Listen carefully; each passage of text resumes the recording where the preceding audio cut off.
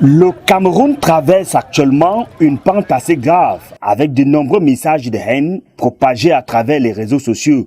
Une gangrène pourtant nocive pour l'épanouissement des populations. La haine telle que nous connaissons est destructrice. Quelqu'un a même dit que la haine est un cancer et on sait quel ravage peut faire le cancer. Il faut sensibiliser pour que les Camerounais puissent s'aimer. Et même quand on ne s'aime pas, on ne doit pas s'haïr. On est une mosaïque de peuples. Quand on dit l'Afrique en miniature, c'est qu'on est diversifié. Mais cette diversité ne doit pas être un frein à notre développement. Raison pour laquelle les femmes et les jeunes se sont réunis à Yaoundé pour dire non à ces discours. En tant que maman, nous nous sommes levés pour dire non au discours haineux, non to hate speech, non au tribalisme, non to tribalism. Le Cameroun est un pays uni, indivisible, prospère. Nous avons prié les cieux pour que nos enfants ne soient pas victimes de ce fléau qui est devenu une menace pour la paix, la cohésion sociale et l'unité nationale. Le vivre ensemble est le mot d'ordre.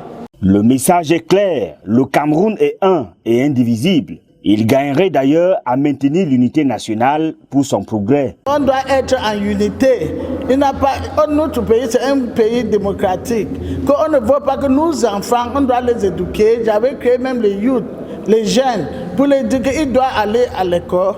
Et on a créé les associations qui s'appelaient Women and Development. On a éduqué nos enfants. On a dit à notre sœur, nous, maman, qu'on doit vivre en paix. On doit vivre en unité. On doit vivre together.